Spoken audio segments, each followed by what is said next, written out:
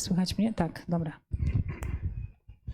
Dzień dobry, witam Państwa bardzo serdecznie. Nazywam się Bożena Winiarska i jestem zastępcą dyrektora Książnicy Pomorskiej, w których to progach mamy dzisiaj zaszczyt, honor gościć Państwa na ciekawym wydarzeniu, panelu dyskusyjnym pod tytułem Nowe wyzwania dla bezpieczeństwa w strefie Bałtyku w kontekście wojny w Ukrainie. Moderatorem dzisiejszego spotkania będzie pan profesor Pierre-Frédéric Weber, wicedyrektor Instytutu Historycznego Uniwersytetu Szczecińskiego. I honor powitania naszych gości już pozostawiam panu profesorowi. Jeszcze może dodam, że tłumaczenie symultaniczne w języku polskim przeprowadzi pan Jakub Skrzeczkowski. Państwu życzę wielu ciekawych wrażeń, życzę wielu ciekawych wniosków. Bardzo życzę i sobie, i Państwu, aby ta dyskusja zakończyła się mimo okoliczności optymistycznie, pozytywnie, żeby była też natchnieniem do przemyśleń na zbliżający się weekend. Panie profesorze, proszę pełnić honory i życzę Państwu wszystkiego dobrego. Dziękuję bardzo. Dziękuję bardzo pani dyrektor za miłe słowa powitania ze strony gospodarza naszego dzisiejszego panelu, który będzie w języku angielskim, ale na początek pozwalam sobie te słowa powitania skierować do Państwa w języku polskim. Chciałbym, zanim zacznę przedstawianiem naszych gości, przekazać jeszcze słowo panu profesorowi Czapiewskiemu, który jest dyrektorem Instytutu Nauk o Politologii i Bezpieczeństwa na Uniwersytecie Szczecińskim i który ma zaszczyt przekazać Państwu słowo też powitania Jego Magnificencji rektora Uniwersytetu Szczecińskiego, profesora doktora habilitowanego Waldemara Tarczyńskiego. Panie profesorze, zapraszam.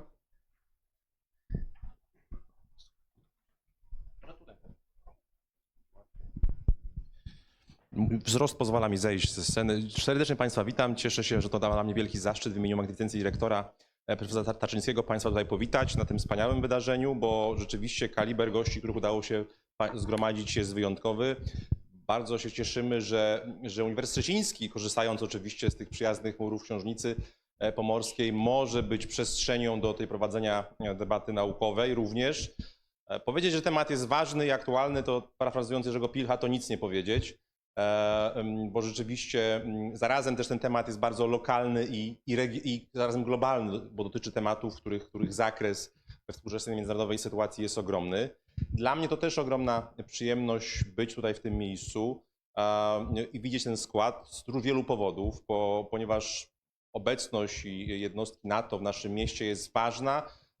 Uniwersytet Szczeciński również docenia tę obecność. Przygotowujemy się również do wydarzeń w kontekście 20-lecia członkostwa Polski w NATO. A ja już personalnie mam taką podwójną radość, ponieważ gdzieś lubię o sobie mówić, że jestem brytofilem. Nawet kiedyś w przeszłości mówiłem, że jestem blerystą, aczkolwiek po 20 latach to już jest zdecydowanie mniej modne niż w przeszłości. Ale bardzo cieszę się, że będę mógł słuchaczem tej dyskusji. Może to jest wcześnie na gratulacje, ale widząc ten skład pozwolę sobie trochę uprzedzić i pogratulować organizatorom tak wspaniałego składu i tego wydarzenia. Już mówiłem wcześniej, że do perfekcji brakuje tylko jednej rzeczy, bo jest ten mała kolizja czasowa z tym piłkarskim wydarzeniem o godzinie 18. Ale poza tym jest wszystko na najwyższym poziomie i na pewno dyskusje, i wątki czy wnioski, które się z tej dyskusji narodzą, będą bardzo, bardzo interesujące. Dziękuję bardzo.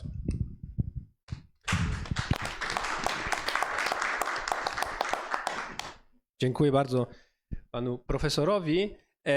Chciałbym też dodać, że zapowiadały się osoby zainteresowane i ważne w naszym środowisku i też w regionie, które niestety ze względu na inne obowiązki musiały jednak zrezygnować z udziału w tym naszym tutejszym, dzisiejszym spotkaniu, a bynajmniej nie ze względu na mecz jakikolwiek, bo miał być na przykład pan wojewoda, pan Adam Rudawski, ale ważne spotkanie, którego dopiero się dowiedział dzisiaj przed 12 uniemożliwia jego obecność wśród nas. I też osoby bardzo zainteresowane i też ze względów oczywistych chciały być obecne z korpusu konsularnego szczecińskiego, ale tu kolizja dotyczy różne spotkania, które organizują poszczególne centrale, czyli ambasady, i na które zaproszone są osoby, które piastują te funkcje konsuli honorowych. To dotyczy zarówno konsula honorowego Zjednoczonego Królewstwa w Szczecinie, pana Ryszarda Kargera, jak i również dziekana korpusu konsularnego szczecińskiego, pana mecenasa Andrzeja Prejsa, który jest konsulem honorowym Danii. Ale poprosili mnie, żebym jednak podkreślił w obecności naszych gości, że bardzo się cieszą tego wydarzenia i że to się wydarzy właśnie w Szczecinie, więc pragnę też te słowa przekazać Państwa obecności i skierować je do naszych panelistów, szczególnie z zagranicy, ale nie tylko. Szanowni Państwo, przedstawiam krótko naszych uczestniczących, po czym przejdziemy po angielsku do meritum naszej dyskusji.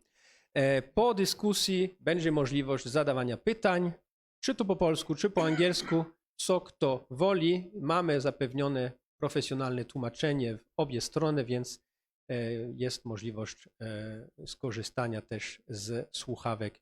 Nie ma problemu. Po pierwsze, przedstawiam pana profesora Brendana Simsa, który jest historykiem, dobrze znanym poza też Wielką Brytanią. Może Państwo mieli okazję spostrzec choćby w księgarniach, nie chcę wymienić znanej sieci, żeby tutaj nie zrobić podprogowej czy nawet ponadprogowej reklamy, ale polskiej sieci księgarni, gdzie można znaleźć polskie tłumaczenia niektórych książek historycznych pana profesora. Między innymi wydał książkę pod tytułem Europe, the Struggle for Supremacy, 1453 to the Present Day w roku 2013 albo w roku 2016 Britain's Europe, a Thousand Years of Conflict and Cooperation. Żeby tylko tutaj przytoczyć te dwie publikacje wśród licznych innych, interesuje się szczególnie w ostatnich latach kwestią nowego ładu w Europie i integracji europejskiej po Brexicie. Drugim gościem jest tutaj pan Charles Clarke, który, i tu wymieniam ostatni etap jego politycznej kariery, ale były wcześniejsze inne etapy, był w rządzie brytyjskiego premiera Tony'ego Blaira w latach 2004-2006 ministrem spraw wewnętrznych, czyli Home Secretary, ale miał też ważne funkcje w Ministerstwie Edukacji pod koniec lat 90. Przyczynił się do też ważnej reformy edukacji szkolnictwa wyższego w Wielkiej Brytanii i generalnie jest mocno związany z światem akademickim, szczególnie od momentu, gdy zakończył raczej swoją karierę ściśle polityczną. Jest obecnie profesorem wizytującym na Uniwersytecie w Lancaster oraz w King's College w Londynie. Warto wymienić, że w 2011 roku Center for European Reform wydało jego monografię pod tytułem The European Union and Migration, a Call for Action. Jego najnowsza publikacja pod redakcją z roku minionego nosi tytuł Understanding the Baltic States, więc pan minister zna się na temat bałtycki i przede wszystkim też nosi te kompetencje w centrum, w ośrodku, którego dyrektorem jest pan profesor Sims, a w którym też aktywny jest pan minister jako Joint Program Leader, czyli odpowiedzialny za program bałtycki w Center for Geopolitics, czyli ośrodku badań geopolitycznych przy Uniwersytecie w Cambridge. Przedstawiam też i bardzo się cieszę, że mamy właśnie taką możliwość, żeby gościć członka bardzo dobrze zorientowanym, z imponującym dorobkiem, nie tylko jako wojskowy, ale też jako badacz. Z korpusu NATO, no, po pierwsze z sił zbrojnych polskich, ale obecnie w korpusie natowskim Międzynarodowego Korpusu Północno-Wschodniego w Szczecinie, pana pułkownika Macieja Zaborowskiego. Pan pułkownik jest oficerem Sił Powietrznych Rzeczypospolitej Polskiej. Służył m.in. w NATO w Supreme Allied Command Transformation w Norfolk, Virginia w latach 2008-2011.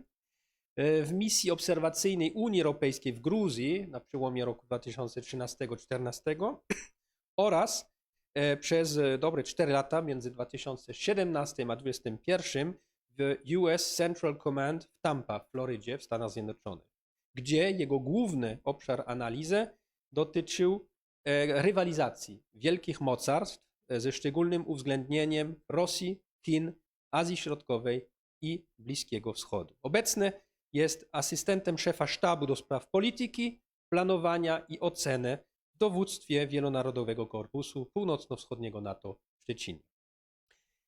Last but not least pragnę przedstawić mojego kolegę z Instytutu Historycznego, pana profesora doktora habilitowanego Jörga Hackmana, wieloletniego pracownika Instytutu Historycznego w Szczecinie, który też jest dyrektorem Międzynarodowego Ośrodka Badań Interdyscyplinarnych Uniwersytetu Szczecińskiego w Kulicach i od 1 lipca będzie miał na 2-letnią kadencję ważną funkcję prezydenta Stowarzyszenia do Spraw Badań Bałtyckich, to jest Association for the Advancement of Baltic Studies, więc na kadencję 2024-2026. Jego zainteresowania naukowe między innymi, ale nie tylko, dotyczą właśnie historii Bałtyku i krajów bałtyckich. Moje nazwisko Pierre-Frédéric Weber, jestem również historykiem, obecnie wicedyrektorem Instytutu Historycznego Uniwersytetu Szczecińskiego. Zajmuję się historią najnowszą stosunków międzynarodowych, między innymi, ale nie tylko Europy i Środkowo-Wschodniej i będę miał przede wszystkim przyjemność i zaszczyt moderować tą debatę, tą dyskusję panelową. Dziękuję Państwu bardzo i przechodzimy do meritum. Ladies and gentlemen, we meet today in order to discuss security issues, but security issues in a very large context. It's, of course, a question of military security, but not only. We have several other aspects, political, economical aspects, questions concerning migration, which in return have effects on security problems or security challenges. And the area of interest for today is the Baltic Sea region.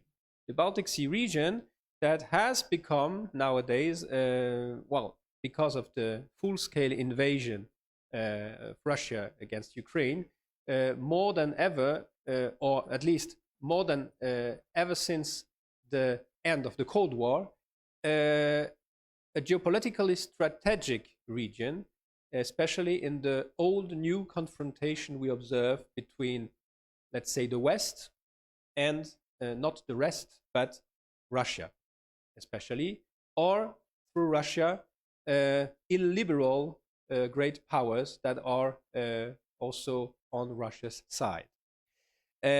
As we are, not plenty of, but at least 3 or even 4 historians here, I would like to start, before discussing new challenges, I would like to start with a historical perspective on the Baltic Sea region. And my question would be to Professor Sims and also to Professor Hackman, maybe, from the historical perspective, and especially since modern times, which particular natural, economical, and political factors have influenced security issues in the Baltic Sea region? I say also natural because we speak about geopolitics. Geopolitics is about geo, so also earth and natural aspects.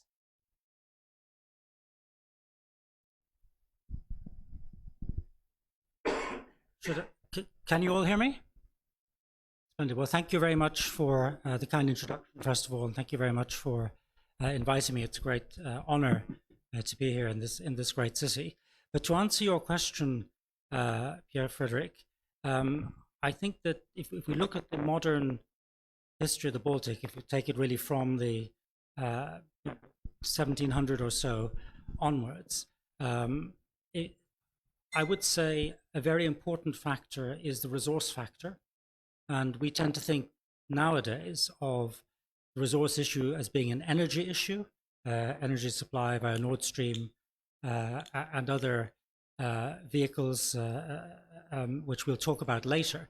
But actually in the 18th century, if you were talking about resources in the Baltic, you would have talked about naval stores, the supply of masts, the supply of hemp, all the things that go into making a warship came through the Baltic. So for Britain, for example, control of the Baltic, or at least the free flow of resources through the Baltic, was an absolute vital interest. So that's one example of a strategic interest. And the other examples of a strategic interest is the question of balance against hegemony. And this is something we see all the way through the last 200 years. You've got, on the one hand, forces like Sweden, for example, which at least up until the early 18th century was seeking to dominate the Baltic Sea region. You have the German Reich, you've got Bolshevism, you've got Nazism. After that, of course, you've got the Soviet Union. And then you've got the countervailing forces of those countries which are trying to prevent a single power from gaining control over the region. So I think these would be a few of the factors that have endured over time historically. But I don't know what Jörg thinks. Yeah, actually, thank you very much, Brandon, and thanks for the invitation. Yeah, I also wanted to start with balance or hegemony.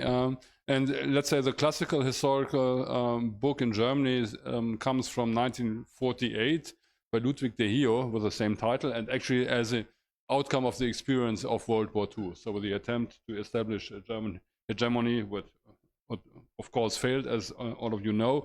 And then so he developed, so the, let's say, competing concepts as, let's say, a structural element of modern European history.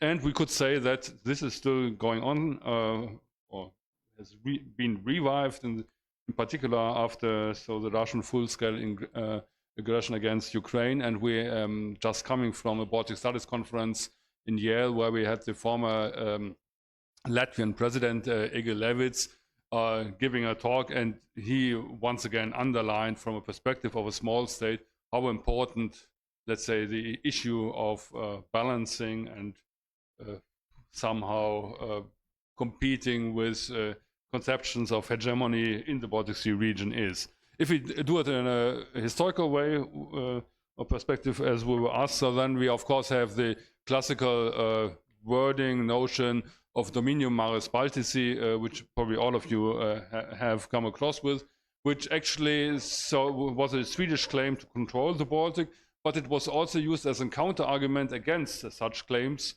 that one power wanted to have the dominium, so that the others were competing such claims. And in a natural perspective or geopolitical, so the main issue was the access to the Baltic via the Öresund. So this, and as when Denmark introduced sound dues, so collecting money, so this was definitely an important geopolitical situation, which then the other states in the Baltic wanted to compete, first the Swedes, but then we have it as a general, let's say, pattern of early modern history. And then we have with the, let's say, the Swedish claims for dominion, and then disappeared in the 18th century with a new actor then coming up, which was Russia under Peter the Great.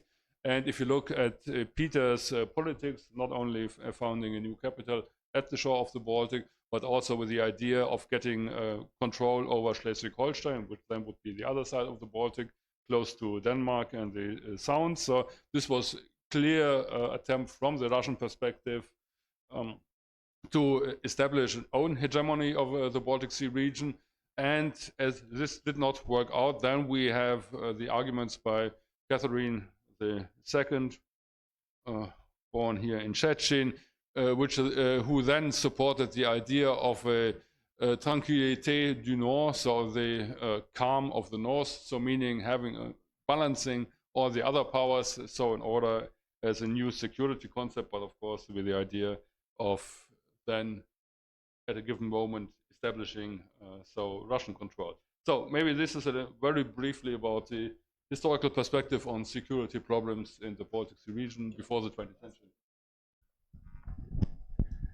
Even though not being a historian by degree, but being a history freak, as people call me, I would actually put a little bit of unrest in this because, yeah, Baltic has been since a long while the objective of regional local powers. Whatever attempts, even before Sweden, there was a Danish, for instance, rule up to Estonia, North Estonia. But there was actually, there had been quite successful, starting from 1350s all the way to 18th century, attempt to deny the hegemony of one state in Baltic, and that was the Hanseatic League. And Szczecin was also part of it. And that was quite successful setup, even though under German, let's say, primacy, but still, it was not a national setup. It used to be a more trade, a free flow of whatever resources based setup that quite effectively for more than 200 years denied any imperial or hegemonic attempts to be brought to Baltic Sea. And the Hanseatic League, we are talking everything from even a part of away from Baltic Sea, starting from like Netherlands, Denmark, all the way to Estonia. Yes, indeed. And you mentioned the term hegemony, which of course is not necessarily a question of hard powers, and also be read as a form of soft power hegemony through economy, or which was basically the idea, sorry, of the Hanseatic cities and ports. But if we want, of course, not being anachronistic because it's of another time, another period of time, but if we want to take this concept of mare nostrum that was coined in Roman times, but through these attempts, we had the term attempts to dominate, attempts to, did at any moment any of those players come somehow close to building a sort of mare nostrum area in the Baltic Sea region? And if yes, to what extent? Was it more economically, or was it to the extent of what we could have observed in ancient times, a total domination, a cultural domination? I don't know what the rest of the panel think. I think probably the only power that came close would have been Sweden in the 17th century, because Swedish conception is of defending Sweden by controlling the territory on the other side. So in Germany, for instance, Mecklenburg-Vorpommern particularly, and then you've got or Anterior-Pomerania anyway, and then of course the Baltic provinces, which they lost in the 18th century to Russia. I think one can talk of a certain Swedish hegemony then. Afterwards, I think one would struggle to see any single power as being dominant. The Russians, as Professor Hackman said, certainly attempted that under Peter the Great, but never really succeeded, not least because the Royal Navy was present on multiple occasions throughout the 18th century, frequently sent squadrons into the Baltic and basically made life difficult for the Russians. In the First World War, not very much happened. And then, of course, I suppose in the Second World War, Germany dominated several sides of the Baltic for a long period. But of course, Sweden was neutral. So I guess it's a space which I would say has defied hegemony for a long time, but I don't know what others think. Is it perhaps just worth remarking that people have... Can you hear me all right? No, you have to.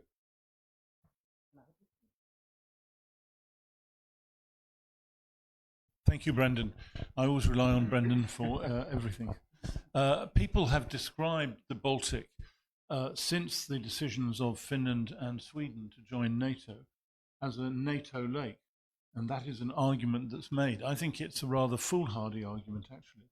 But in the context of this discussion that we're having now, you could say that now, today, is the time when you're nearest one particular hegemony over all of this time. I wouldn't describe that as an accurate history, and it understates a series of very important both economic and political factors. And that's one of the reasons we want to try and do our best to understand this better. I also think here in this city, the impact of migration immediately after 1945, 1944-5, is so apparent, with whole populations switching across the southern coast of the Baltic. And the question of where state power lay relative to where people, what people were here and how they operated. You just go around this city and look at the architecture of the city, and you can see in a very dramatic way how populations have moved in different ways.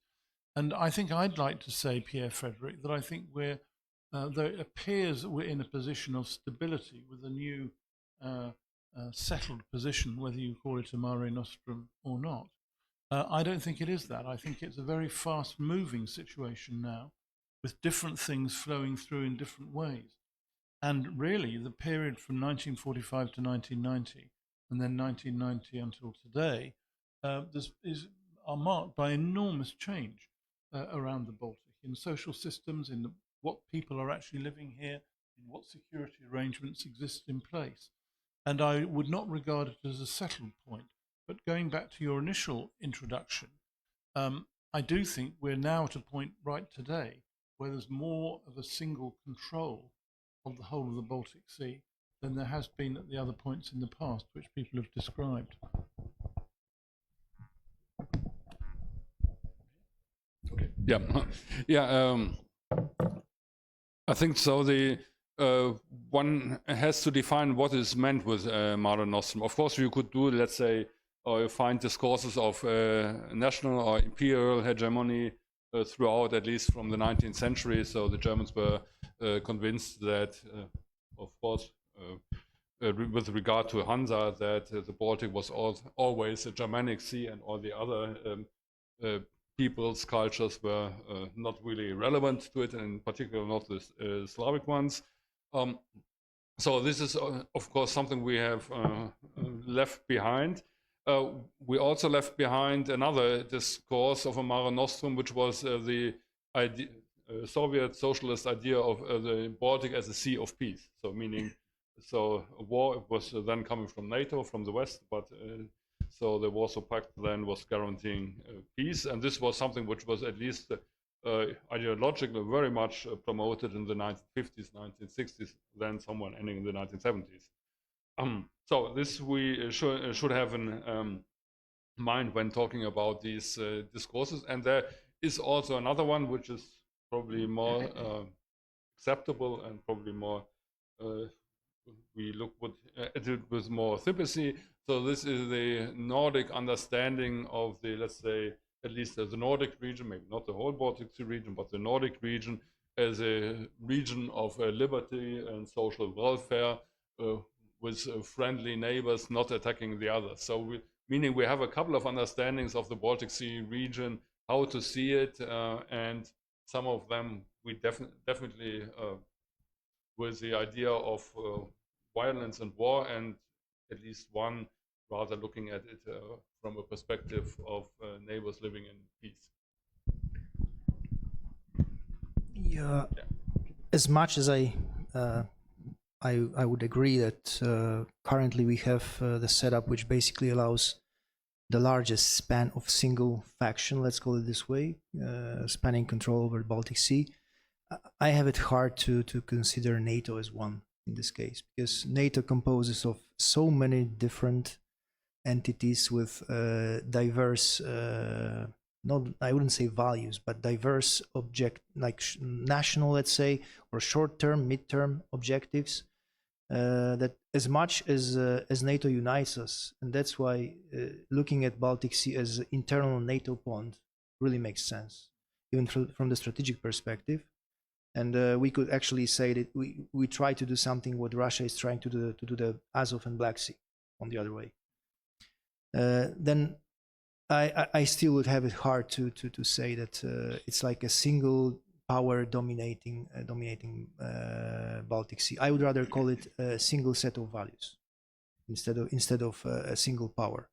And I would fully subscribe to several points already mentioned, like for instance the 1617 when Peter the Great decided to move the capital to St. Petersburg and actually build a city and pivot future and history of Russia towards the west instead of east.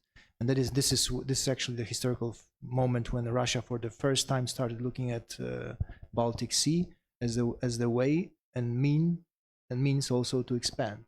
But I would then argue about Russian capabilities for the maritime domain. They never had a culture of maritime fight. And then it was actually quite easy for Royal Navy, like battle hardened on the oceans and seas to defeat Russian navies. I could maybe name only 2 Russian admirals having some successes during Crimean Wars, and that's it. Any other maritime engagement, Russia has always been losing, no matter which point on the map we look at. So therefore, I would not be so much concerned about the Russian. Maybe they might have appetites, even if we look at the period 1944-45. They were only able to launch some submarine operations to sink German ships trying to rescue people from East Prussia, and they basically never were able to conduct any surface operations on the Baltic Sea, even when they had full air support and basically could have full control over Baltic Sea once they got permission to use Finnish Hanko Island to refuel and rearm their submarines. Yes, of course, the term Mare Nostrum I used was supposed to be thought-provoking, but not in order to find a one-to-one comparison. But I think that what's lacking in order to find some cases of a similar Mare Nostrum in the Baltic Sea region is that it supposes a long time domination that gets integrated as something is not a domination, but is accepted as a sort of community of fate, in fact. And for sure, if you have a look at the past 2 centuries, there are no periods of time that were that long to create a sort of community feeling under the domination of a hegemonic power. So I think that might be an element of explanation. In fact, even if there were attempts to create that, but maybe besides the case of the Hansa, other attempts were basically coined on domination, on a coercion in order to have some territories subdued or to some extent for a period of time. Still, the historical sources are important. We go ahead in time, and there is this turning point. Well, is it 1991, or should we start in 1989, or the period 1989, 1990, 1991? So the end of Cold War, or maybe should we say of one stage of a Cold War? What were the turning points from today's perspective, and trying to address it as historians, or having a historiographical look on this newest history in the past 30 years in the Baltic Sea region, that you consider as being important in shaping also maybe, there is not a past dependency, but some of the problems we have today, and to what extent maybe some narratives on the sea, on Europe, on the end of Cold War, happened to feed resentments, or let's say maybe misunderstandings that could have led to a situation we're observing and to security challenges we're facing nowadays in the region.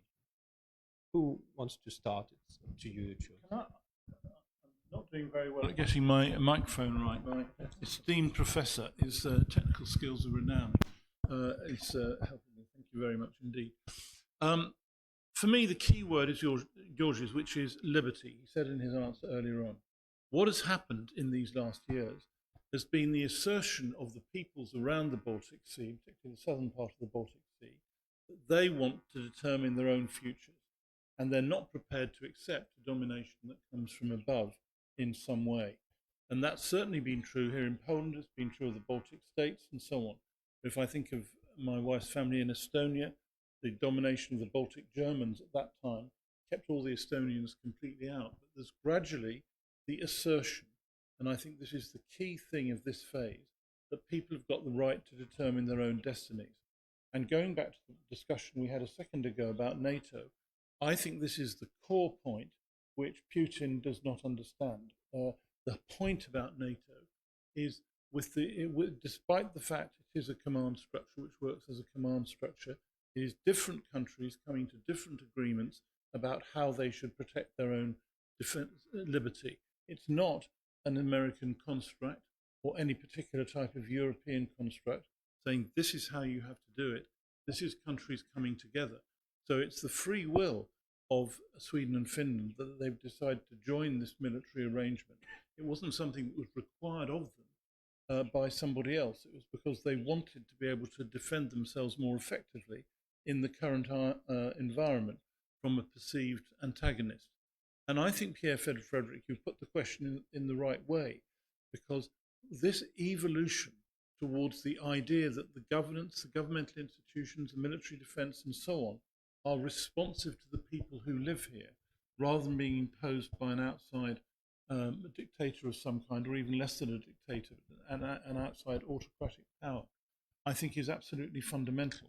And of course, on the other side of the Baltic, for the reasons that were said earlier, the countries around there, Sweden, Denmark, Finland, and so on, have also been well known for trying to develop relatively liberal welfare states and so on in this time. And I think that gives it's not surprising that on many world rankings of place to live and so on, and what are the values, cities and countries around the Baltic Sea come right near the top of the desired attributes of how peoples want to live. And I think that's an immense, enormous change over the time you've described. And I'd certainly say 89, 1990, 1991 was an absolutely decisive moment in that, because it said that the Soviets couldn't run it as they wanted. The people of the countries concerned had to decide what they wanted to do. And that's what's happening, and that's what NATO is trying to do now. Yes, I completely agree with Charles that the period 1989-91 is an obvious turning point, and it's really when you have clarity that there will not be the use of Soviet military power to keep the Eastern Bloc in general, but of course in particular, for our purposes, the Baltic Sea region within the Soviet Empire. I think the next turning point is the decision in the mid to late 1990s to enlarge NATO, because that then gives this part of the world, and of course the Baltic states, the security guarantee which it previously never had. The subsequent turning point is, of course, the shift within Russian politics, which really becomes visible with Vladimir Putin's notorious speech at the Munich Security Conference in 2007, where he says, he signals basically that Russia is going to return to great power politics. 2014, with the annexation of Crimea, is not a turning point, unfortunately, in much of the European perception of the problem, but it is very much registered here and in the Baltic states and also in Scandinavia as a fundamental breach of the European order. And it's really only in 2022, of course, with the full-scale invasion of Ukraine, that really that lesson is learned more generally. So those would seem to me to be the turning points, which I think were very visible to people here in the region long before they were obvious to the rest of us in Europe. Okay. Okay. So yeah, of course. So identifying turning points is that what historians love to do, and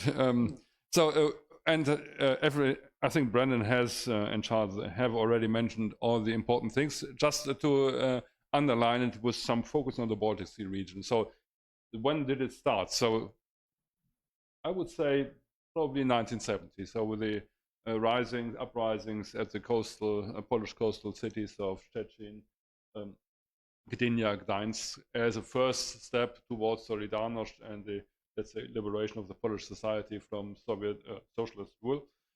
So this is one thing. So then we are really quite back in history. So 50 years perspective.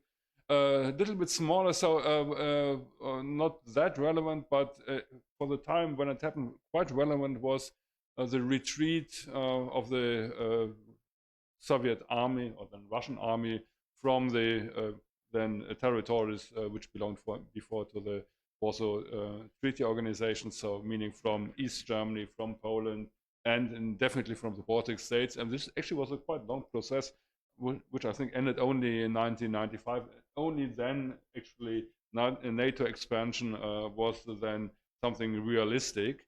And 2007, I would underline with another thing, also related to Russia. So the so-called Bronze Soldier incident in Tallinn, which probably all of you have heard. So the removal, or let's say transposal, one might say, of a Soviet war monument from the center of the Estonian capital of Tallinn to a soldiers' cemetery, which happened actually in 2007, and then was accompanied by the first cyber attack, obviously from Russia on NATO country, on Estonia.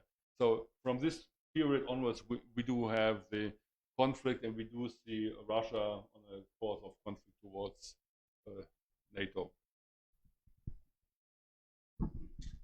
Yeah, so we already heard a pretty great selection of societal, political reasons why we should look at certain events or certain time periods in the most recent history, let's say those 3 decades. I could only subscribe to it. And sometimes I like to apply kind of reverse technology and look from now back. So definitely the most recent events, Sweden, Finland joining NATO, that really game changer for the Baltic, and including the Baltic states. Just to not repeat what has already been mentioned, but I would also include here Putin's pivot towards the east. That is like the first, I recall in history, case when the Russian ruler decided to look not west, but east for the future of Russia.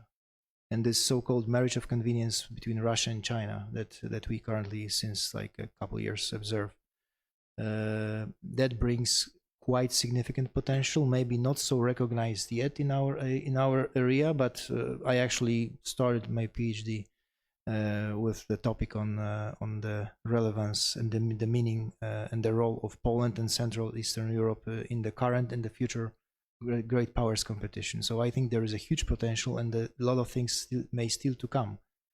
Then I would also definitely point out that the flow of Western European investments in the Baltic states. That of course was possible because Soviet Union was no more, and the 3 Baltic states got their independence. Without the independence, that would not be possible. But what the countries benefit, I think, the most from is actually those direct investments and direct ties with the Western countries. For instance, like the Danish investments in Latvia, or the Nordic countries invest in Sweden, Finland investing in Estonia. For obvious reason, historical, societal ties, whatever. And maybe one more than I'd like to add. Thing that is still with a potential to be seen, and a lot of people don't want to remember, or maybe don't know it, but shortly after Soviet Union collapse, we can talk about it later on. I disagree with the statement that Soviet Union collapsed. I see it like a peaceful transformation into something else that was well prepared and well executed. But anyways, so after Soviet Union was no more, very shortly after the 3 states, Baltic states, got their independence, Kremlin immediately started criticizing and objecting to the layout of borders. And there are even some examples, like I know that Rand Corporation back in 2015-14 maybe prepared a map also depicting Russian ambitions or demands against the borders, today's borders of the Baltic Sea. And I only could recommend to look at it. It's like, Latvia being split in two, Latgalia and whatever left in the Western Kurland pocket, Lithuania without access to Baltic Sea, of course, direct land connection to Kaliningrad Oblast, and also Estonia losing most of the northern coastline. So this is, I think, something to still evolve and to be seen, because if we, for instance, from the military side, consider whatever possible actions from the Russia, I would always encourage to look at such things, because one thing that we know from Moscow is that, ironically, they tell a lot of truth, things that are to happen, actually. They, of course, mix it with information, through the information chaos, with some made-up stories, whatever, but most of the things that we could observe over the last 2 decades or so that Russia actually did, that was announced ahead of time. It was like kind of promised to the world that Putin will do it, and he did it. We simply did not see the things coming. So I think apart from the things that were pivotal to the Baltic states, there are some things that already happened in the past, but have connection to the future as well.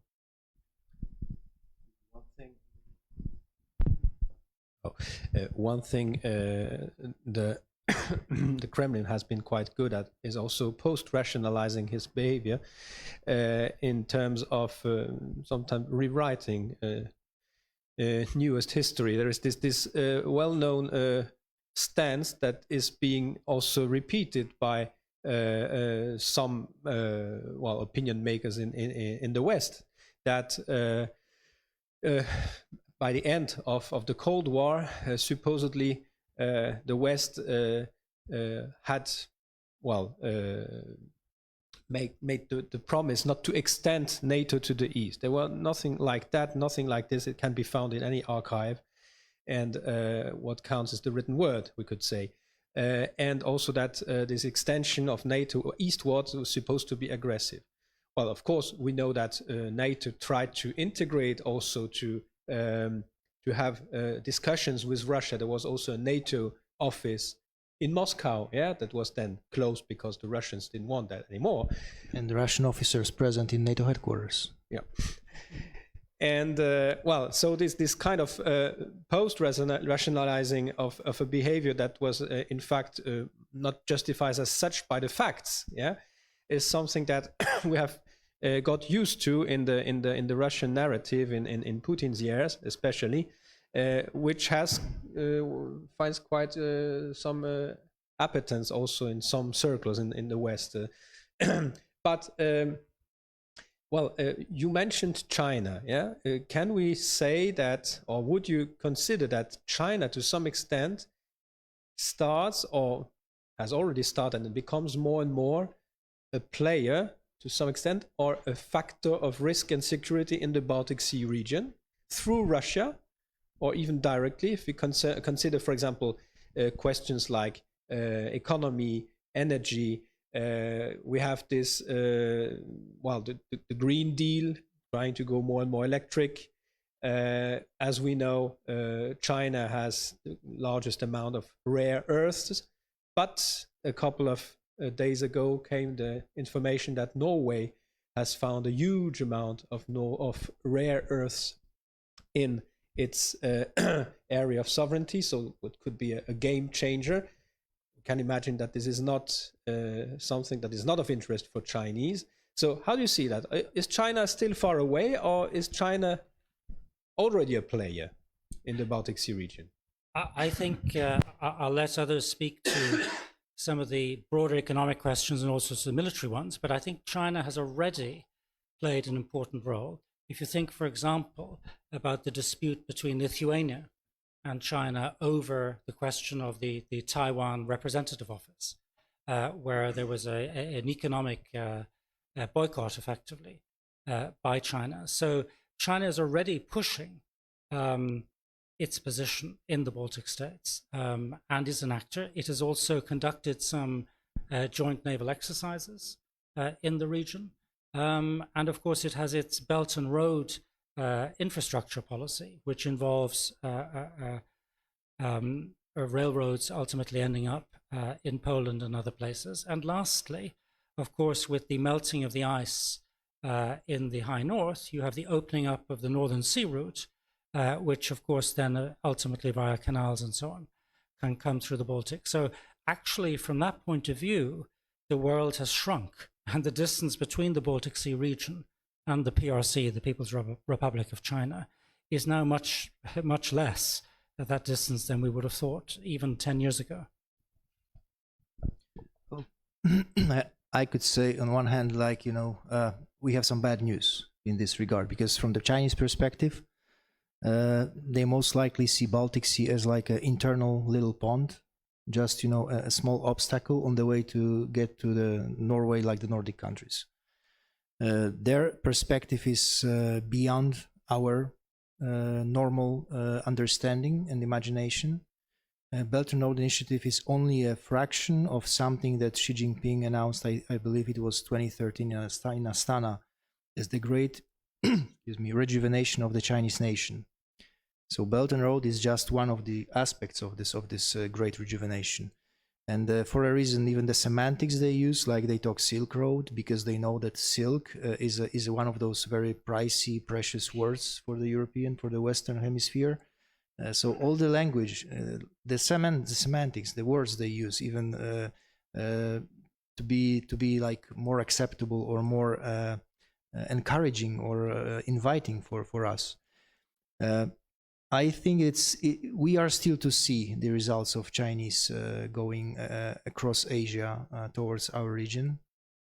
I wouldn't say that it's with Russia. I would rather say it's with a little help of Russia, because what we see, both Russia, China, these are the old, definitely China, even older group of values. I would say it this way, that do not accept alliances and partners. From the Chinese and Russian perspective alike, the one who needs allies, who needs partners, presents the weakness, that you cannot do things on your own. So from the Chinese and Russian perspective, in order to be a real power, you have to be able to do things on your own without being dependent on anybody else. And now, if we look at the Belt and Road Initiative, that was actually one of my important topics for more than 4 years. If you put it on a map, there is one depiction of idea of Belt and Road Initiative where all the world is basically labeled except 2 places, and those 2 white spots are US and India. Those are to be bypassed.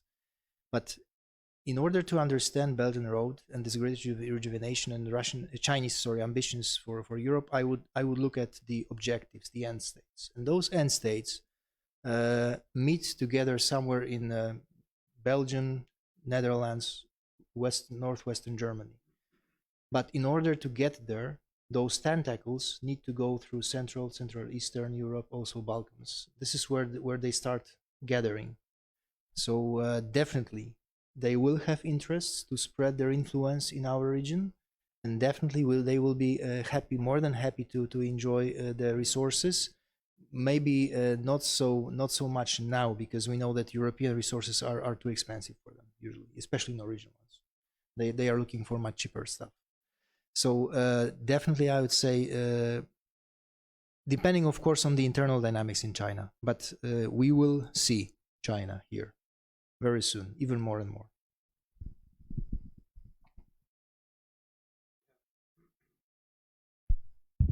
We have started talking about also some extent about energy supplies. Well, we all remember that with the Russian full-scale invasion of Ukraine on the 24th of February 2022, basically years of change through business policy provided, especially, but not only, but especially by the German governments toward Russia since, let's say, the end of the Cold War, at least the early 2000s, came abruptly to an end, or at least their legitimacy or their efficiency was proven to be non-existent. And you all remember the famous word, a German word that became an international word then, that was coined by Chancellor Olaf Scholz about the Zeitenwende, so the change of an era, you know.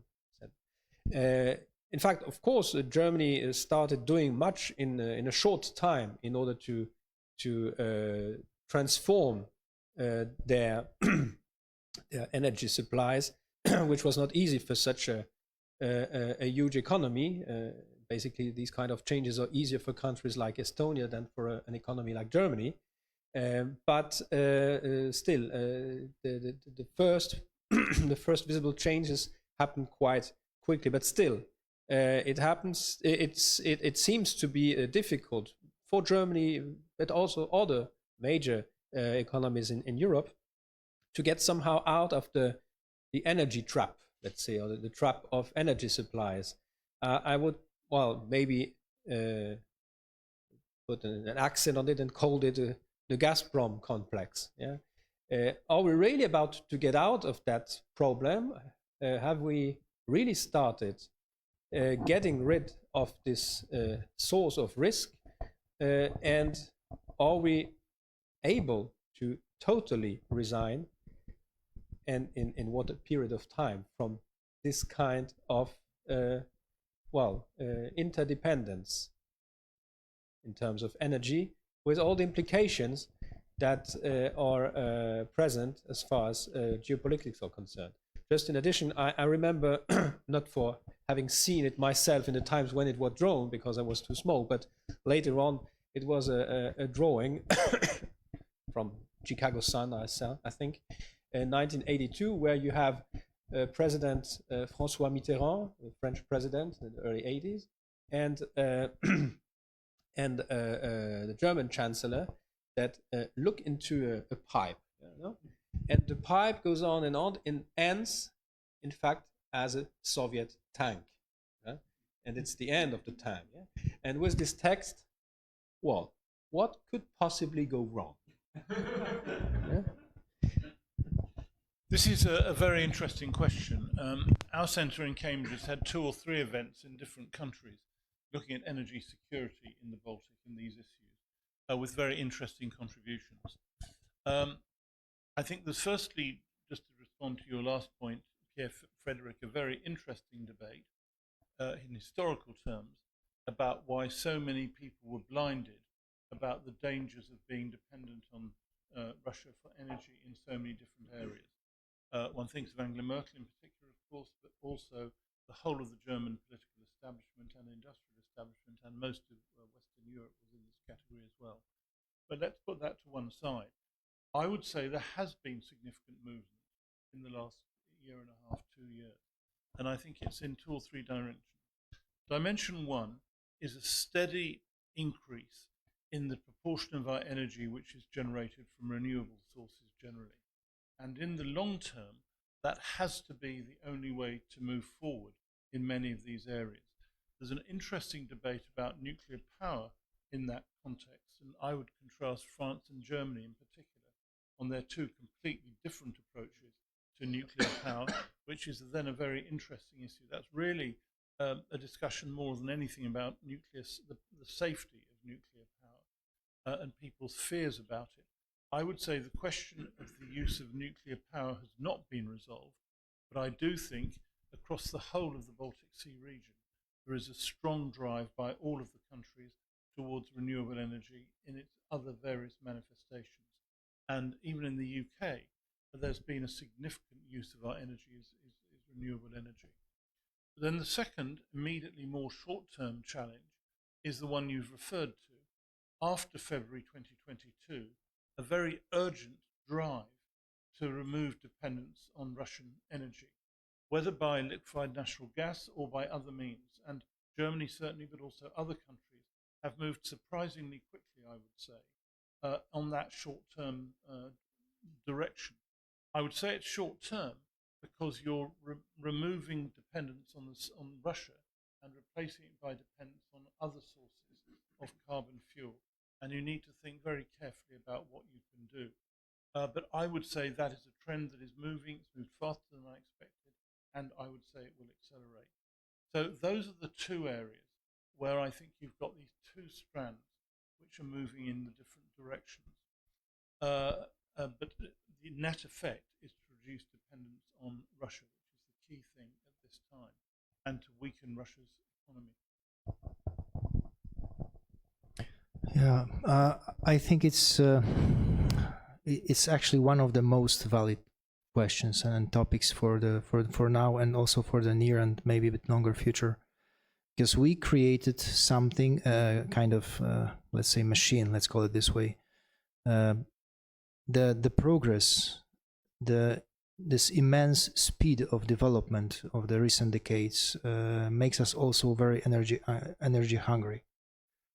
And apparently we do not understand completely the consequences. And the easy pick on Russia and the easy solution, just, yeah, let's get it from Russia, that really made us kind of blind, and maybe we overslept a little bit.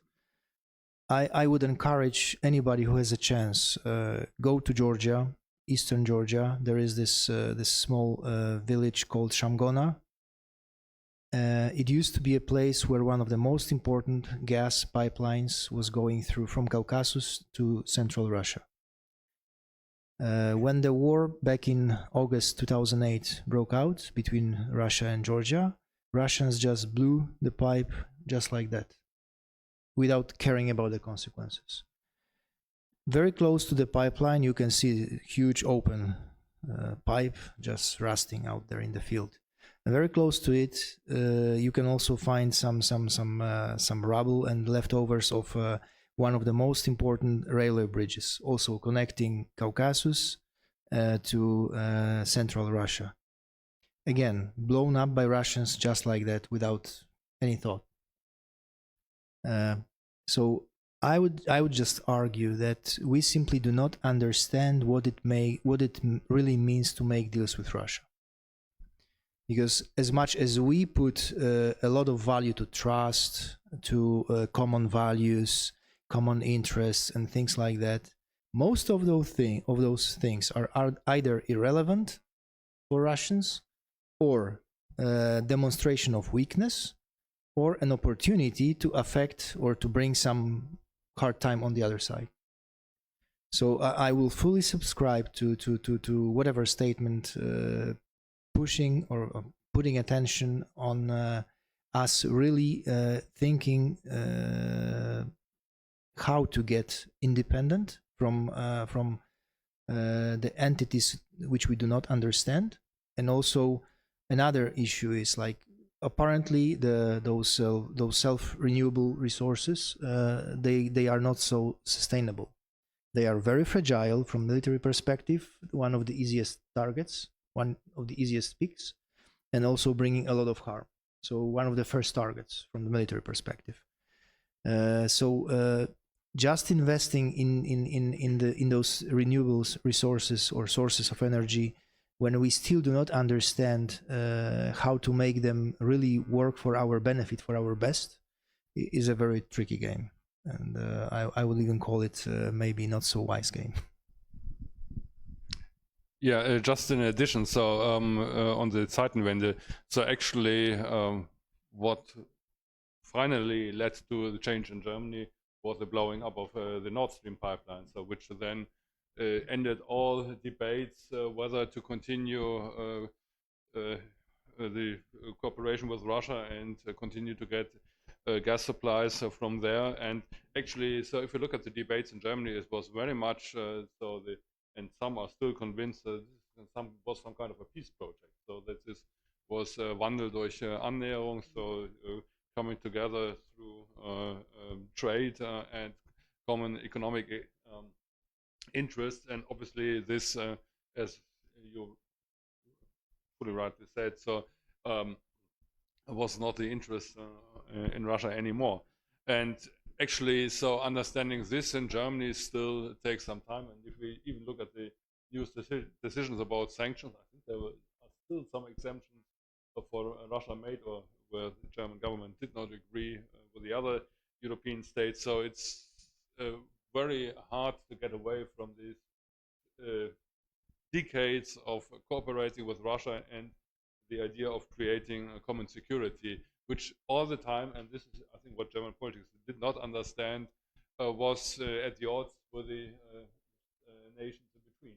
We definitely saw the dangers and saw that this were, from the Russian perspective, geopolitical projects, not only economic ones. I may add also, from the Western Hemisphere, or even if we look at the NATO, as the single most successful political military setup in mankind history so far.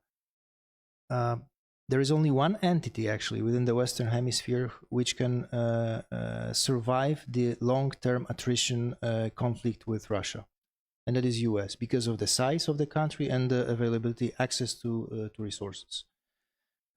Russian leadership knows this since a long while, that if it comes to war by attrition, like long-term scenario, no European country or no European entity can win a clash with Russia. Because in the end, even if we put sanctions on them, we stop all the pipelines, everything, they still have the resources. What do we have? I could only maybe paraphrase what one of the Chinese deputy foreign ministers said a couple of years ago. When we come to a conflict, it was when Trump put some sanctions on China. We, people of the East, can survive eating grass. What can the Western people survive?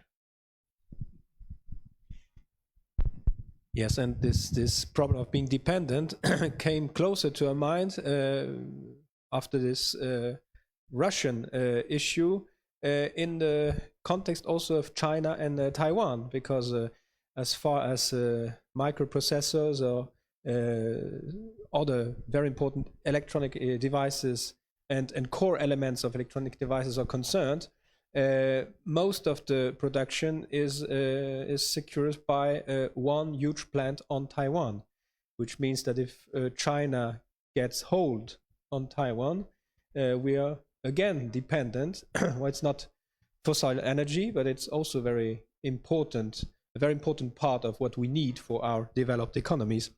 So it's a sort of double bind from our perspective with regard to illiberal or more than illiberal regimes with regard to these questions.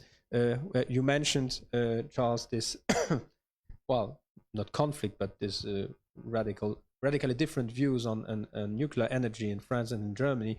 Well, basically France and Germany to some extent are a little bit fighting for Poland's soul with regards to that. And it seems like the nuclear option is being considered in Poland, but not necessarily for the first time with French technology, rather with American technology, Westinghouse. But we'll say there is one point I would like to address as a security issue to end our panel, and then give the opportunity to the audience to ask questions or join the discussion. It's the question of borders and migrations, because in fact we have got used in the past few years that there is pretty much nothing that Russia would not weaponize in order to provide a policy of divide et impera in Europe and within the European Union. And one of the weaponized issue, especially in the past few months again with high relevance, is the question of migrations. Yeah, we see it. Sorry, we see it in the border region between Belarus and Poland, and Belarus and Lithuania, especially in an area that is, in general, strategically very important, with this Suwałki passage, which is the weak point of NATO to some extent. But well, are we prepared? When I say we, NATO, European Union, so both on the military level and on the, let's say, political level, Are we prepared to handle migrations as an element of hybrid warfare, as it is, applied by states like Russia and Belarus? I would say certainly the EU, European Union, I cannot speak for NATO, is not prepared to deal with the migration issue properly. The pamphlet that I wrote in 2011, which was about migration in the EU, and when I was writing it, I came to Warsaw, I came here to Poland to talk to the Polish government about it, and also to the EU Agency for the Borders, which is called Frontex, which happens to be based in Warsaw. And it's a totally pathetic thing. There is absolutely no effort to really govern migration properly. My own view, and it's been for a long time, is that the core political issue is not migration itself, but bad governance of migration. There are some people who are totally hostile to migrants, but I don't believe that's many people. I believe people get very unnerved if they feel governments are not controlling who is coming to the country or not. When I was Home Secretary in Britain, a police officer was shot dead by a migrant who was not entitled to be in the country. And of course, everybody says, what were they doing here? What was the reason? How could they be doing it? And the question of the governance of migration is the key question. But the EU has not yet been able to deal with the governance of migration in an effective way. The key element in the governance of migration is the ability to return people who've come to your country but are found not to be there legally to the country from which they came. If you can't do that, then you can't solve the problem. So to take the Belarus-Lithuania problem, if people get into the country from Belarus to Lithuania, and it's worth observing that they're not mainly people from Belarus, they're people who are coming from countries right around the world, from Afghanistan, Syria and so on, who are being moved, and as you rightly said in your question, being weaponized by the Belarus government supported by the Russians. If you can't return them from that, then the issue is there. We've seen the failure to address this and the growth of the nationalist right across Europe in many different circumstances. And I believe that the EU governments have to really get hold of this. This is not a particular point about Poland, because I think the Polish government has been reasonably effective compared to some other governments. But Germany, France, UK have not really been able to do it in the way that's necessary. So the answer is to establish a system of governing migration, including the ability to return people to the country from which they came if they're not here legally. What you can't do is pretend migration is not going to exist, that we'll be in a world of no migration. The economic forces behind migration, the humanitarian forces behind migration are always going to be very strong. And most people's instincts are to be humanitarian. That is to say, if somebody is living in tyranny, to say we should offer some kind of help to people in those circumstances. But it has to be a system which is properly managed, properly governed, properly controlled. As I say, I don't know how NATO approaches this, but as far as the EU and the UK government is concerned, I would say they don't have the means of addressing this effectively at the moment. I have very little to add to that, and I know we're coming to audience questions in a minute. The only thing I wanted to contribute on this question was that it's not just a matter of the pressure coming from Belarus, also actually on the Russian-Finnish border, there have been manipulations by the Russians pushing essentially migrants across, and as you say, they've closed the border. But it's also a question of populations that have come for reasons that have nothing to do with Russia, but whose presence is being exploited by Russian propaganda. If you take, for example, Sweden, where you have had a huge influx from former Yugoslavia, but then more recently from the Middle East, and you've got cities like Malmö and Gothenburg, where you have a very large proportion now of immigrants. That is fueling a rise of the far right, which in turn is being exploited by Russian propaganda. So here the migration and the geopolitics are very closely connected. Allow me to stir the pot a little bit and add maybe something a bit more provocative. So first of all, migration is nothing new to Europe.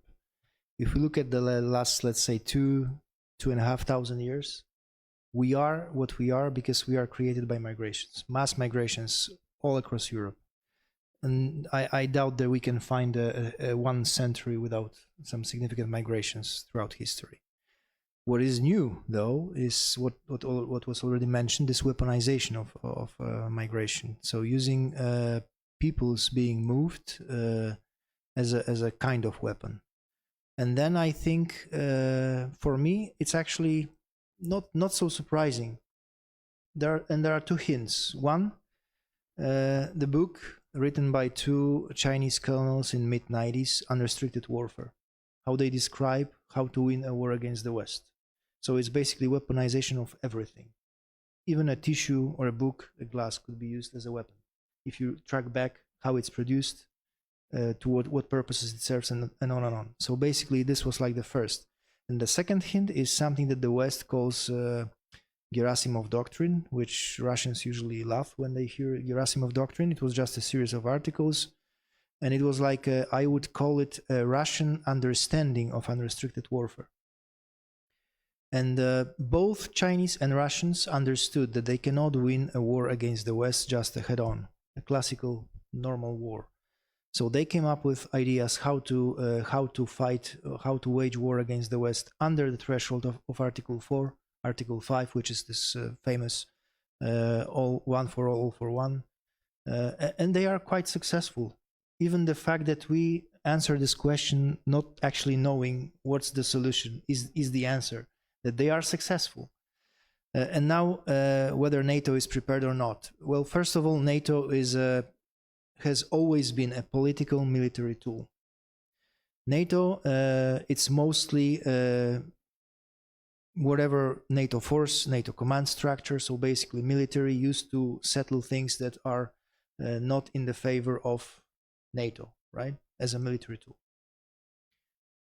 And the first cases when NATO was forced to deal with things that are not purely military happened actually during this so-called collapse of Soviet Union, and when NATO was deployed to Iraq, Afghanistan, when we had to face the enemy, which was not the peer enemy. We were not fighting regular militaries anymore. We were fighting guerrillas. We were fighting hybrid, irregular threats.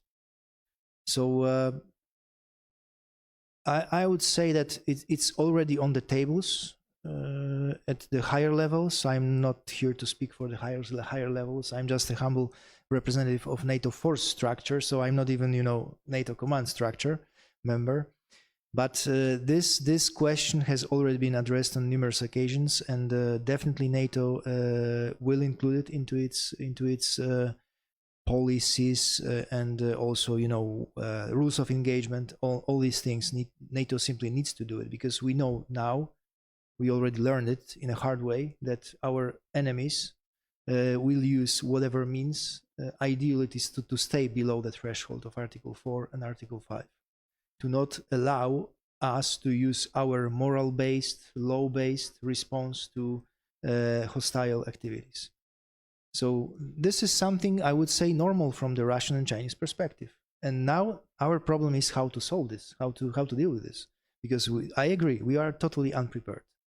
This plan of unrestricted warfare and how to win wars against the West has been developed since long time by our enemies, and we simply have no answer yet for this.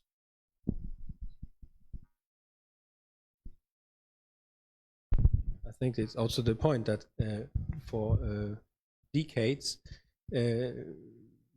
political decision makers in the West have not wanted, at least publicly, but to some extent mentally, wanted to accept the fact that those regimes are actually unfriendly, that we have to consider this in these categories and not just partners in business, because business is just a tool as many others from their perspective. Well, it's like I like to use some picturesque examples. So for discussions, even with my colleagues in uniform, I usually use this since when I started working for CENTCOM, and I was in charge of China and those things. So I got once asked by US 4-star general, okay, so tell me now, this Belt and Road, should we support it and benefit together with the Chinese? Should we just stay behind and watch, let them be? Or should we counter it? So my response was like, sir, I know it's not a proper way to answer a question with a question, but it actually needs one prime question. Is America okay with the fact that someone is challenging America's supremacy and promised to dethrone US, decouple US by 2049 for the 100 years of Chinese Revolution anniversary? If you are okay with this, then just go for it, enjoy. You will have a share. But then imagine a medieval feast. There is a lord sitting behind a table full of food. The food is dropping all over, and there are dogs running around the table. And the landlord just takes a goose, bites a piece, and then throws the rest to the dogs, then takes a pie piece and throws to the dogs, enjoying dogs fighting for the food.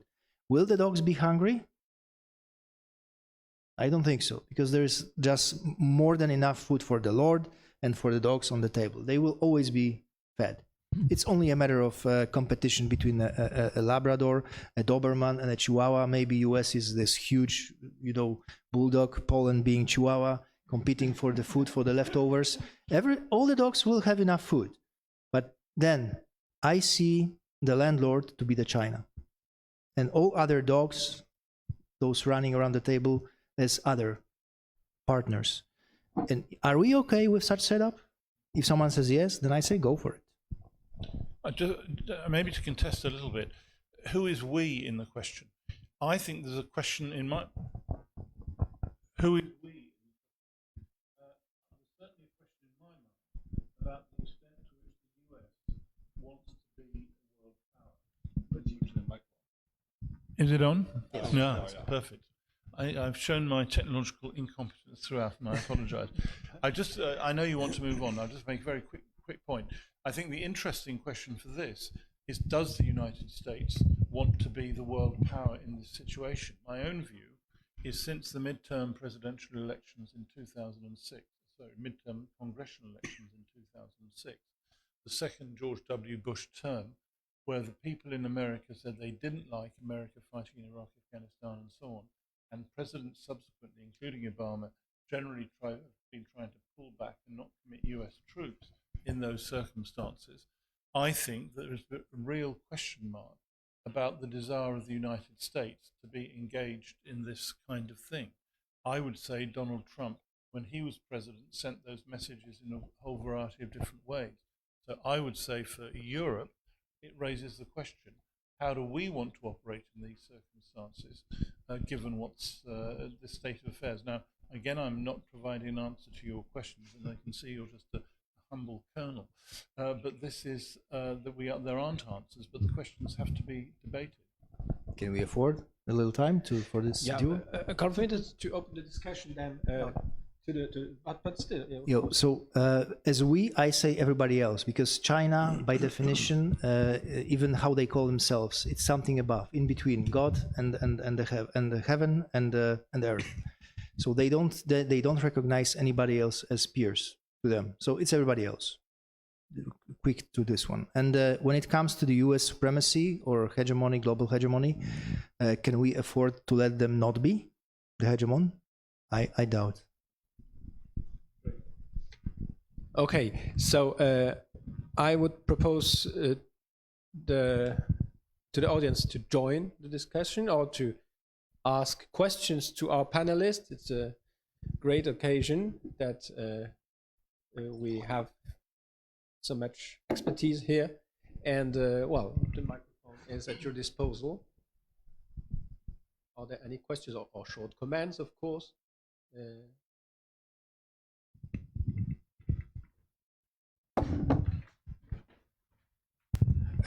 Hello, my name is Przemysław Jackowski. I want to ask a question. We are here just citizens, not historians, not military servicemen.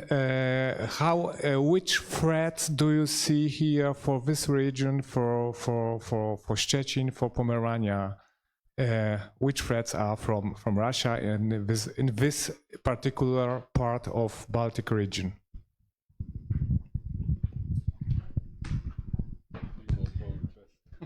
Well, I wouldn't say I know it best, but first of all, when we talk about, excuse me, a clash between powers, and I dare to say that Russia, yes, Russia is a power. Whether we call it major power, great power, doesn't matter. Russians basically have all the attributes they consider themselves they need to have in place to be a power, and that is basically ability to influence things to happen in their favor or prevent some other things to not happen because they don't want it. So we are a bit away from Russia, from borders, and there is one really neat quote by Canadian Chod, even though Canada is really far away from here. He called the border, starting from Finland, north, all the way to the south with Russia, as the borderline of freedom. So when we talk about clash between powers, it doesn't matter where you are geographically, because you will always feel the consequences. And maybe not, it's not a good example or good comparison, but if we look at World War II, what happened to this land, or East Prussia, the tragedy of East Prussia, when Russians came in, when they started putting road signs, as soon as they crossed the border, the original border between East Prussia and the Baltic republics, you are now entering to translate from Russian, you are now entering the land of the layer of the beast. They were dehumanizing their enemy. And this is the kind of threat that we face. No matter where you are geographically, their objective is destroy the other side, no matter which part of that side, the entire side. So if now we say that Russia might wage a war against NATO, that means NATO and as entity, entire NATO, no matter which country member of the NATO. And by the way, as we already could hear it or read it from reports over the last couple of years, Russian Federation today has more agents of influence than Soviet Union has ever had at its peak. Inside Western Hemisphere, inside European Union, inside NATO. So this is a huge potential that Russia has. So yes, we should do whatever it takes to prevent that war. And NATO's role is to prevent the war, not to fight the war. Our main objective is to prevent the war. When I do my daily job, at the back of my head, I have a hope that my kids will never see the things I plan happening.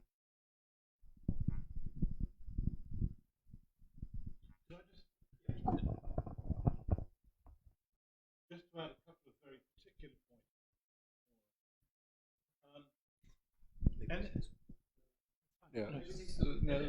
Energy security remains very important.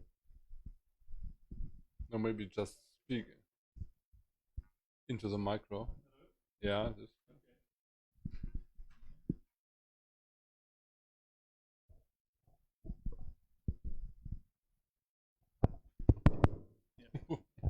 I'm sure I messed it up.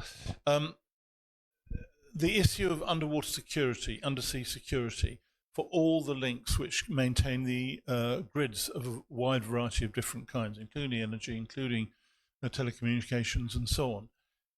I think that's an increasing preoccupation and increasing possibilities of Russian engagement in various problematic areas.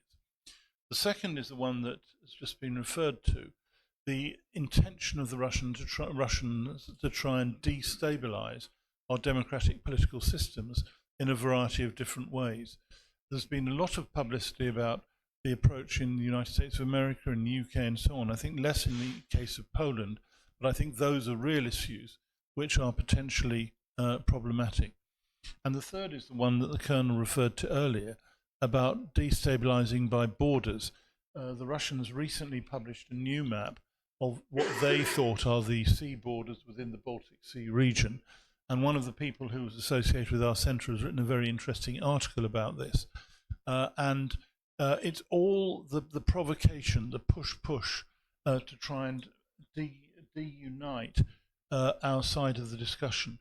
And that requires us to move very quickly and very firmly to stop those kinds of possibilities. Myself, I'm more of an adventurist, And I'm also in favour of seeing what kind of destabilizations we could be doing in relation to Russia, which we don't do, I think, to the extent that we could, but that's a different question. So I think it's all those kinds of things, and I think most important of all remains the security of our communication systems, energy pipes, telecommunications pipes, and so on, ensuring they're all sustained. Because we all know if there's some kind of IT failure or whatever, it weakens the whole of our economy. And it's the same problem, cyber attacks of various kinds and so on. And developing, I think the best word is resilience.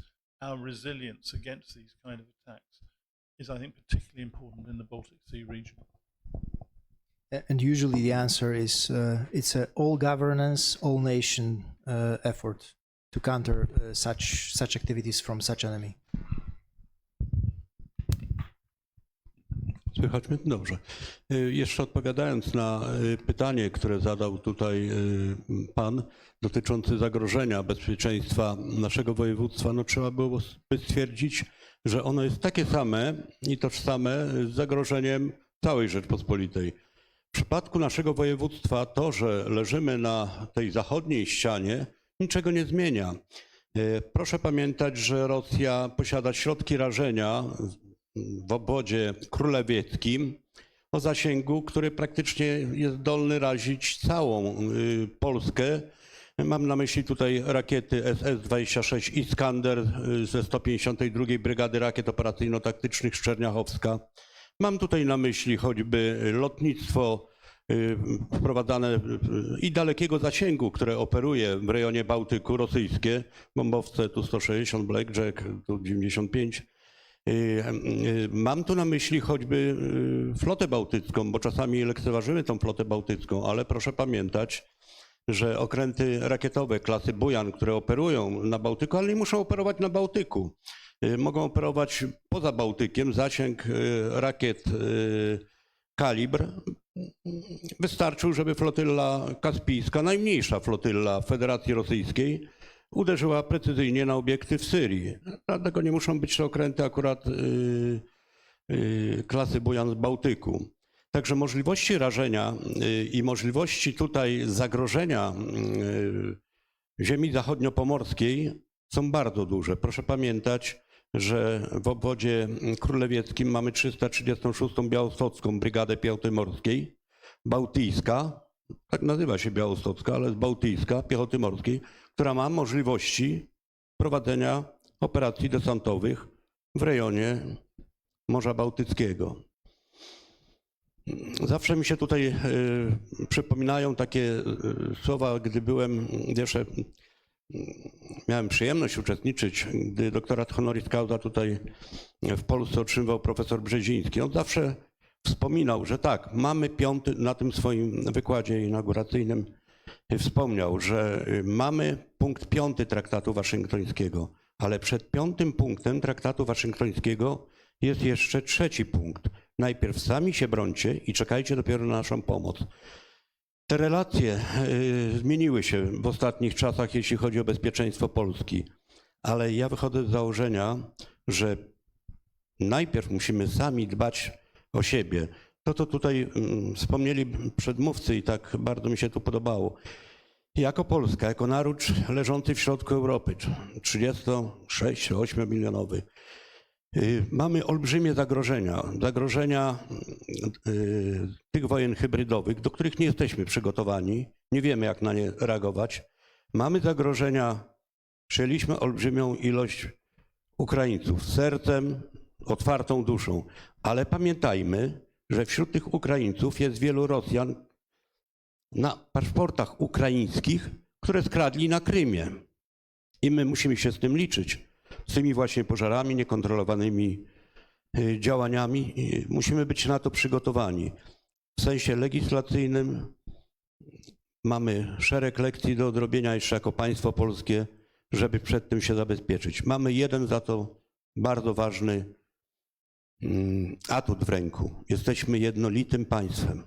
U nas w Polsce, mimo że jesteśmy skłóceni, w zakresie bezpieczeństwa jesteśmy w miarę jednolitym państwem. Dziękuję bardzo. Dziękuję. So more comment or an additional statement to our discussion. Thank you. And maybe there are some other questions. At first, I would let's say great thank you. It was very informative and interesting discussion. Second, one comment, but far from the subject, because I saw your surprised faces by this shouting outside of the window. You had a live coverage of the match Slovakia-Ukraine, and if you counted properly, the Ukraine scored 2 goals and won the match 2-1. And the third is a maybe provocative question, but well, the subject, the name of the discussion is Baltic Sea region. But if we counted these dangers, we're talking about China, about Russia aggression, about energy, about migration. If we put this discussion on the level of Europe, I think that the areas would be the same, or no? What's your opinion about this?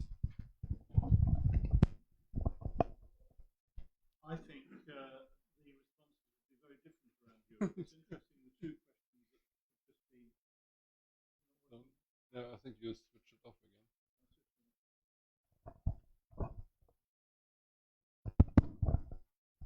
I think the colleague here comes and turns it on, and I then turn it off. That's the way it goes forward. Apologies. I thought it's interesting, the two questions just asked are about security threats that people see here in Pomerania and the particular issues that are here. If you were to ask the same questions in Cadiz, in the south of Spain, or in Porto in Portugal, or in Marseille in France, you just get completely different answers. And I think that it is the case that across NATO, though there is an agreed unity, agreement about Article 5 and so on, I don't think the understanding of the situation here in the Baltic is spread widely across the whole of the European Union, the whole of NATO, in the way that one might think. And I don't think that's surprising, actually, because people are always, as the questions here were doing, going to look to their own security in their own situation and ask what is happening. My answer to your question is, I think we have to try and work across generally to try and get a much wider understanding of what the security challenges are. And that's what NATO is doing all the time. Now with the new Secretary General going to come in, we'll see how that goes. But trying all the time to develop that understanding. The only thing I'd add to that is that the situation in the Baltic Sea region is indeed much more acute than elsewhere. So if you take, for instance, Romania, which is also threatened by the Russian Federation, of course, it's got, on the maritime side, it's open, but at least on the land side, it's covered by Ukraine. But if you look at particularly the 3 Baltic states, but also Poland, which is directly threatened from Kaliningrad Oblast, as we just heard, the 3 Baltic states threatened from the forces that were in Pskov and will now return to Pskov, if they have an opportunity. So that threat level is just much higher than anywhere else in Europe. So it's actually one of the reasons why we established the Baltic Geopolitics program in Cambridge, because we were of the view 3 years ago when we set it up that for all these reasons, the Baltic was going to be the area where the threat would be most keenly felt. And that's what we most need to understand and to increase levels of understanding within Britain and other NATO countries about that. So I would argue a little bit. First, I will start with a quote from yet another high-ranked official, military official from Estonia this time. Just recently, he stated something like, where you see smoke, I see fire. And that is something very relevant, first of all, for the frontline nations, the nations of the flank.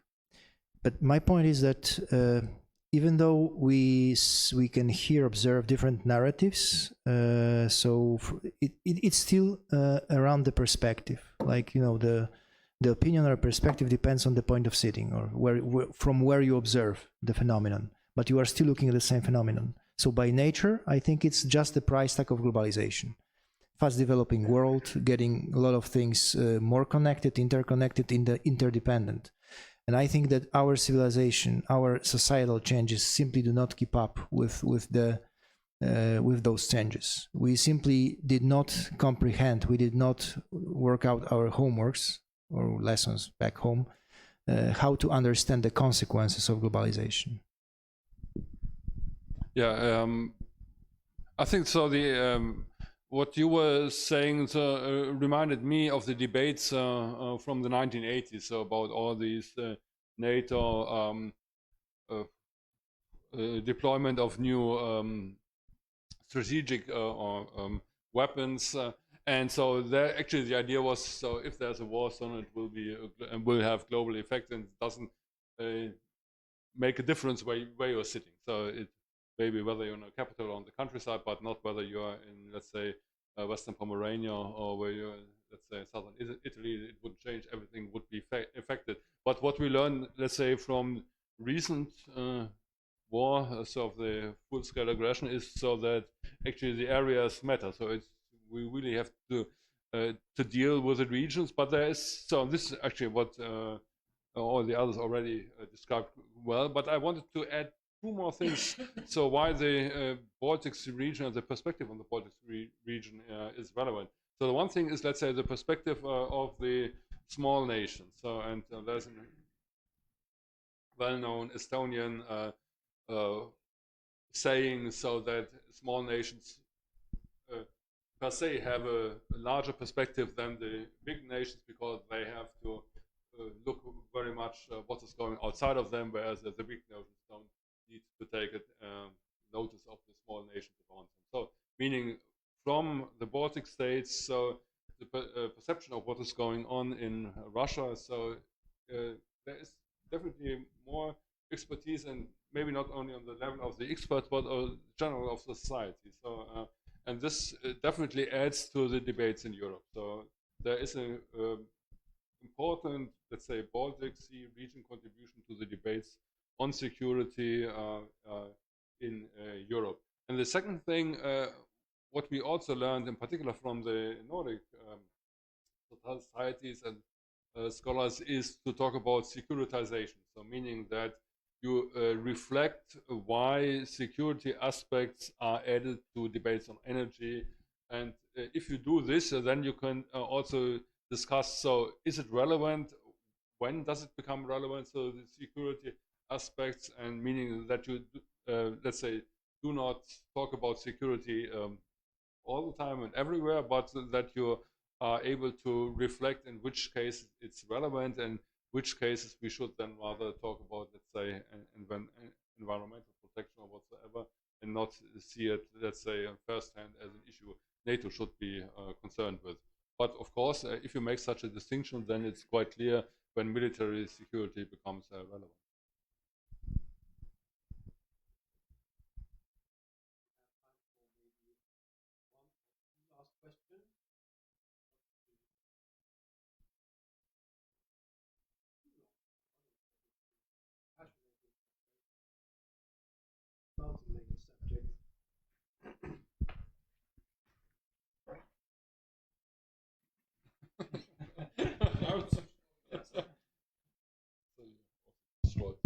Okay, it's on.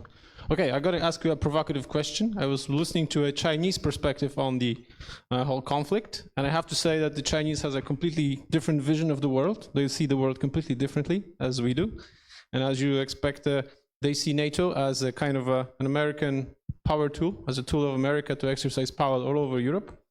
So if that is the case, really, do you think that Europe can become more independent in terms of building its own military power here in Europe to somehow be free of American influence and yet counter Russia? Or do you think that it's really not that possible to be free of American influence in Europe and trade security guarantees for more independence?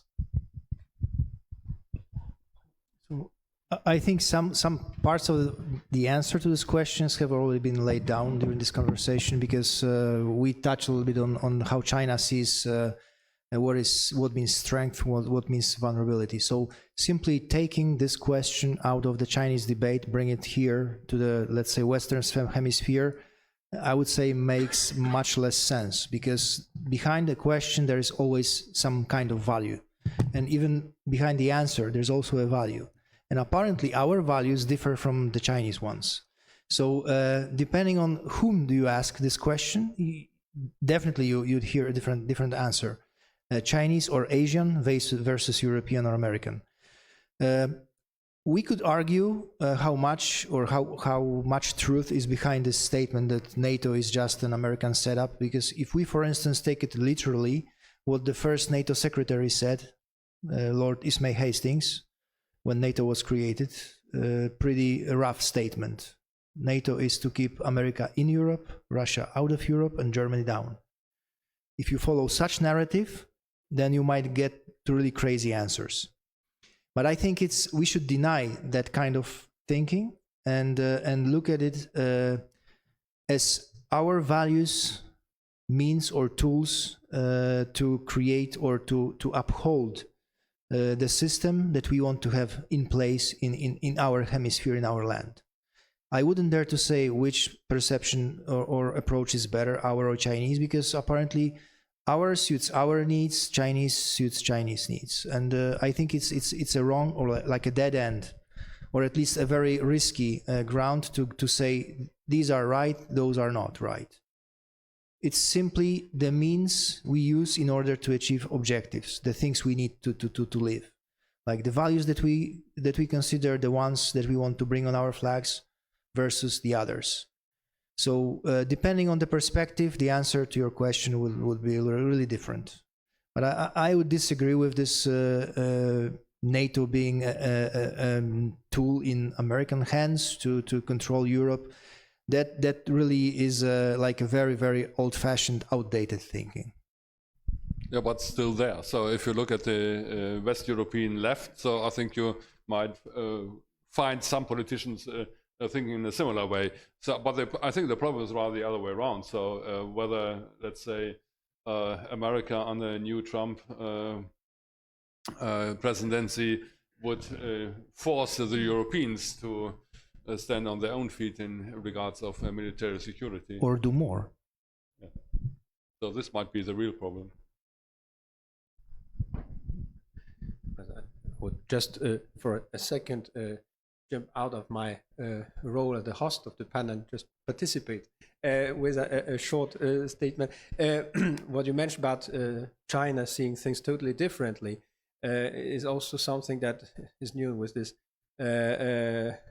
famous bon mot that has been attributed to several Chinese personalities in the Communist Party in the late 60s or early 70s in their contacts with Western politicians when some realpolitik made the West open itself to continental China, so communist China, and not only Taiwan, and it's attributed to Deng Xiaoping, it's attributed to Zhou Enlai during some discussion with French diplomats and some small talks in order to find some subject that could be interesting.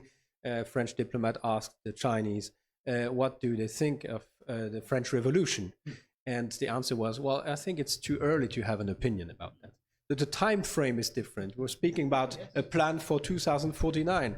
We're totally missing the point, because we're living in very quick times in our Western perspective, and they have really long-term plans. They are consequently preparing, and like a bulldozer, no matter what happens. If there are some backlashes, okay, but we go on, and it's a thing that culturally we need to understand also.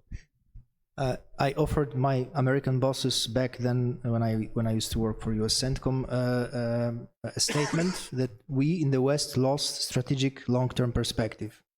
And then I got counterattacked. Okay, how can you say so? Explain. And he ordered me to write a paper on this. And I wrote a paper. So basically the thing is that in the West, in today's reality, we look through 3 to 5 years perspective. Why? Because of elections. From elections to elections. And it is a sad truth of the Western world of today, that we are so bound by the politics, domestic politics and elections and whatever political power trying to win the power and rule the country, that we simply forgot how to think cross generations, like long term, just as Chinese do it. So it is a big dilemma right now that we are facing in the West, how to go back, how to relearn about strategic thinking. so that we do not have changes like, complete shifts. Once this party wins, then another party wins, and we are changing everything. And we also face it in military. I also dared to state once to a general when there was a question about what should be our priorities. And we went to discussion, and it came to a point where I said, sir, unfortunately, I never met a general officer who came to the office and stated up front, okay, we will keep on doing. I know it's bad. It might not be better, but just for the sake of continuity and setting the stage for the future, we just continue. Whenever a new commander comes, he always wants to change a lot. Now we are doing this and that just to change and, to shine. And that also is an example how we lost the ability to think strategically long term in the West. Okay, so this is maybe the greatest challenge, not the easiest one. I would like to thank all of you. First of all, our panelists, Professor Brendan Sims, Charles Clarke, Colonel Maciej Zaborowski, Professor Jörg Hauptmann, and of course the audience for this very interesting debate. Maybe we have not been able to find so many answers, but I think at least we have managed to put the finger on the hot points that will be important and of relevance in the next coming years, or maybe decades, if we enlarge the perspective, as probably we should. Thank you very much, and we wish you a nice evening. And special thanks, of course, to the translators for the great job.